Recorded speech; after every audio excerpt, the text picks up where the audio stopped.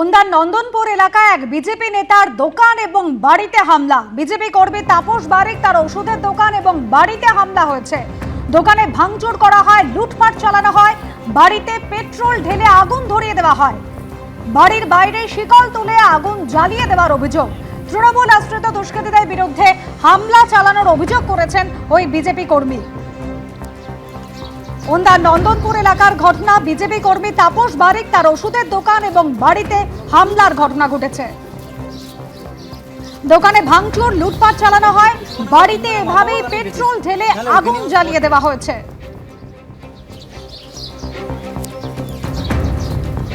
ওন্দার নন্দনপুর এলাকায় এক বিজেপি নেতার দোকান ও বাড়িতে হামলা। বিজেপি কর্মী তাপস বারিকের ওষুধের দোকান ও বাড়িতে হামলার ঘটনা। দোকানে ভাঙচুর, লুটপাট এবং বাড়িতে পেট্রোল ঢেলে আগুন জ্বালিয়ে দেওয়া হয়, বাড়ির বাইরে শিকল তুলে আগুন জ্বালিয়ে দেওয়ার অভিযোগ উঠেছে। তৃণমূল আশ্রিত দুষ্কৃতীদের বিরুদ্ধে হামলা চালানোর অভিযোগ।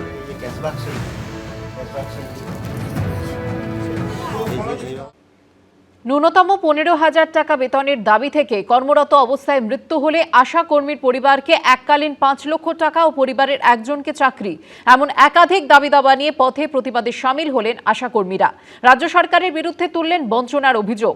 মুসলিম ভোটের সঙ্গে কি তৃণমূলের চিন্তা বাড়াতে পারে মহিলা ভোটও? তৈরি হয়েছে সেই প্রশ্ন।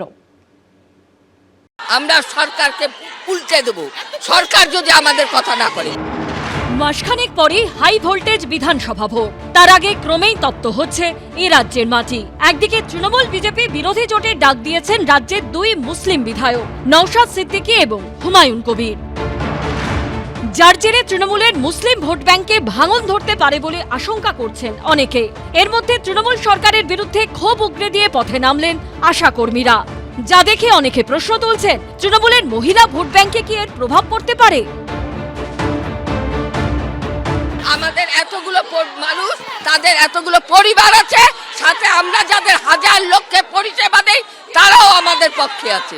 আমরা সরকারকে উল্টে দেব, সরকার যদি আমাদের কথা না করে। ন্যূনতম 15,000 টাকা মাসিক বেতন, কর্মরত অবস্থায় মৃত্যু হলে পরিবারকে 5 লক্ষ টাকা আর্থিক সাহায্য, বকেয়া ইনসেন্টিভ মেটানো, মাতৃত্বকালীন ছুটি সহ একাধিক দাবিতে রাজ্য জুড়ে কর্মবিরতি চালিয়ে যাচ্ছেন আশা কর্মীরা। বুধবার তাদের আন্দোলন ঘিরে রণক্ষেত্র পরিস্থিতি তৈরি হয়। কোথাও ব্যারিকেডে লৌহ কপাটের উপরে উঠে যান আশা কর্মীরা, কোথাও ঠেলে সরিয়ে দেওয়া হয় ব্যারিকেড। সরকার আমাদেরকে ভয় পেয়েছে, কারণ আমাদের দিতে পারবে না কিছু, আমরা বুঝে গেছি। এইগুলো ওই যে উন্নয়নের পাঁচালী, ওই পাঁচালী কানের মধ্যে দেবে। সেন্ট্রাল ডিভিশনে আজকে কোনো প্রোগ্রাম ছিল না পারটেনিং টু আশা কর্মী, আঙ্গনবাড়ি ও আইসিডিএস। এটা আচমকাই এখানে চলে এসেছে বলে আমরা আটকে দিয়েছি।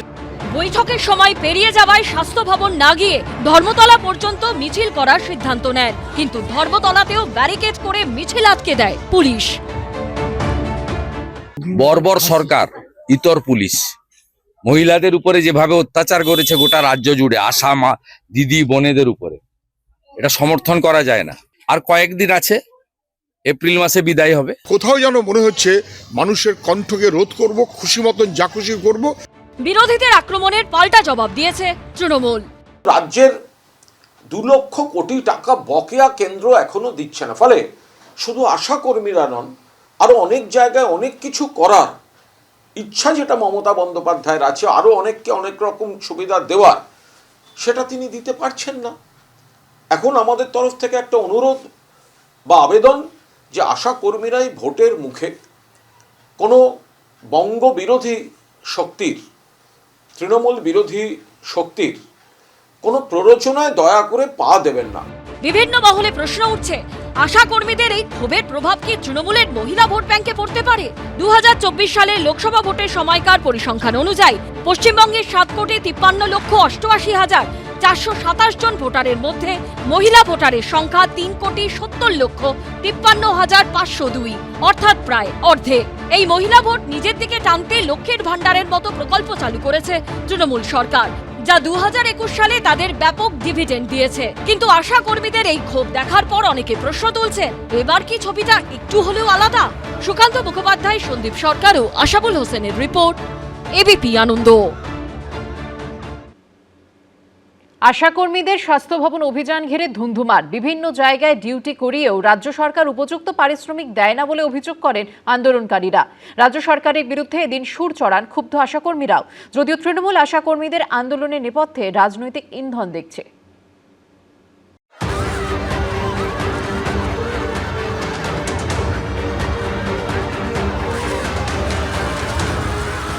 আশাকর্মীদের আশাভঙ্গ আর তাদের ক্ষোভ বিক্ষোভ ঘিরে বুধবার ধুন্ধুমার বাঁধল কলকাতার বিভিন্ন প্রান্তে।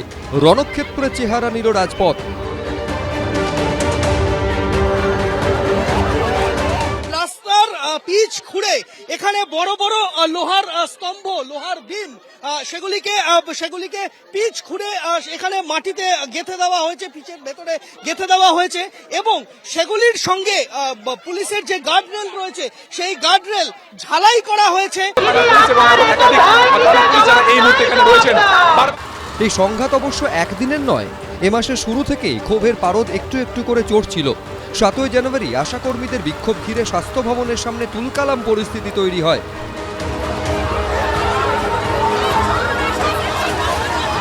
সেদিন ন্যূনতম বেতন সহ একগুচ্ছ দাবি নিয়ে বিক্ষোভ দেখান আশাকর্মীরা। বিভিন্ন জায়গায় ডিউটি করিয়েও রাজ্য সরকার উপযুক্ত পারিশ্রমিক দেয় না বলে অভিযোগ করেন আন্দোলনকারীরা।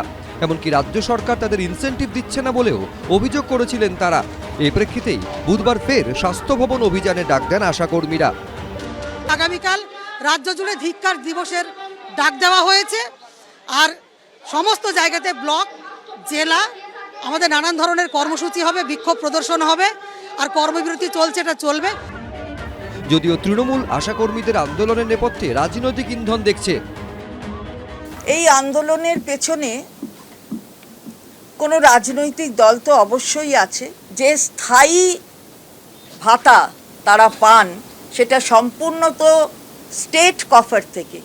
টাকার অঙ্কটা হচ্ছে 5,250। এত কিছু পাওয়ার পরেও, সরকার দেবার পরেও সরকারের বিরুদ্ধে আওয়াজ তোলা, কেন্দ্রীয় সরকারের বিরুদ্ধে আওয়াজ নেই কেন? সরকার একটি অসভ্য বর্বর সরকার এবং তারা অ্যাপিজমেন্ট পলিটিক্সে বিশ্বাস করে। ভারতীয় জনতা পার্টি ক্ষমতায় এলে আমরা তাদের এই সমস্ত দাবি দাওয়া সহানুভূতির সাথে বিবেচনা করে দেখব এবং আমরা তাদেরকে আয়ুষ্মান ভারত দেব। আয়ুষ্মান ভারতের মধ্য দিয়ে তারা এই ধরনের অ্যাক্সিডেন্টাল বেনিফিট থেকে শুরু করে সমস্ত বেনিফিট পাবে। বুধবার আশাকর্মীদের 5 জনের প্রতিনিধি দল যায় স্বাস্থ্য ভবনে। ভাতা বৃদ্ধি নিয়ে কোনো আশ্বাস দেওয়া না হলেও সরকার তাদের দাবি বিবেচনা করছে বলে জানিয়েছেন আশাকর্মীরা। সেই সঙ্গে চলতি মাসে আইন অমান্য কর্মসূচি করা হবে বলেও হুঁশিয়ারি দিয়েছেন তারা। অর্ণব মুখোপাধ্যায়, হিন্দোল দে, Sunit Haldar, ABP Ananda.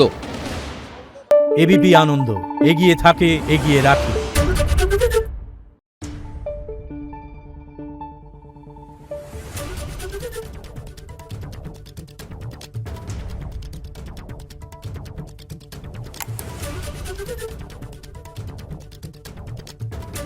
Thank you.